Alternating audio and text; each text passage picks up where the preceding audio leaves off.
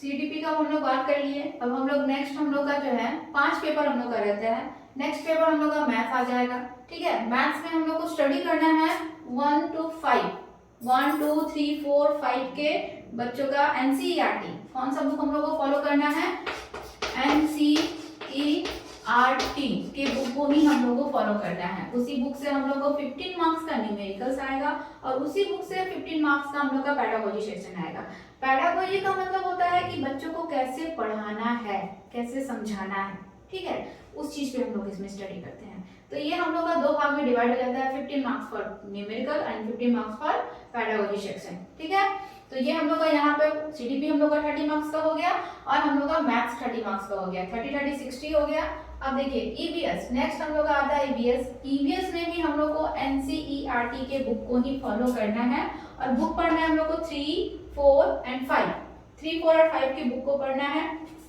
Class 3 class 4 and class 5 NCERT के book को follow करना है।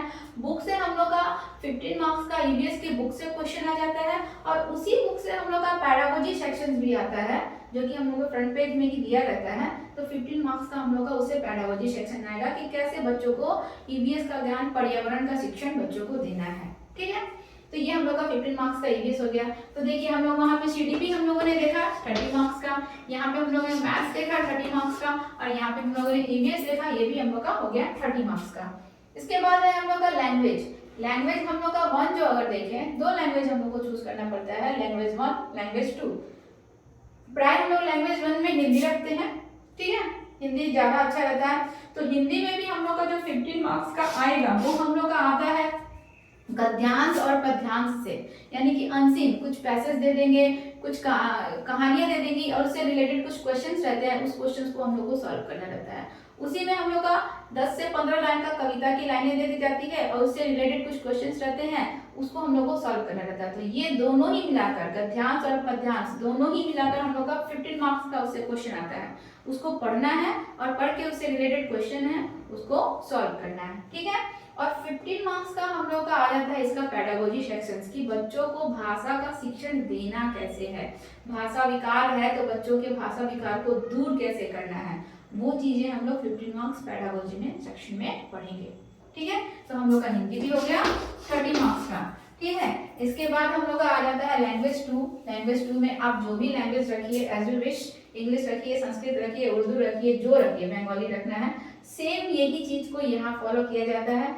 इसमें भी अगर मान लीजिए आप इंग्लिश ही रख रहे हैं तो 15 मार्क्स का आपका पैसेज आएगा, पैसेज से रिलेटेड आपका 15 नंबर का, और उसमें भी पोयम रहता है और पैसेज रहता है, दोनों ही रहेगा, दोनों से रिलेटेड क्वेश्चन रहेंगे, क्वेश्चंस को सॉल्व करना है और वो हम लोग का 15 मार्क्स का रहेगा। और उसी में हम लोग का पेडागोजी सेक्शंस का रहता है कि कैसे बच्चों को इंग्लिश पढ़ाना है।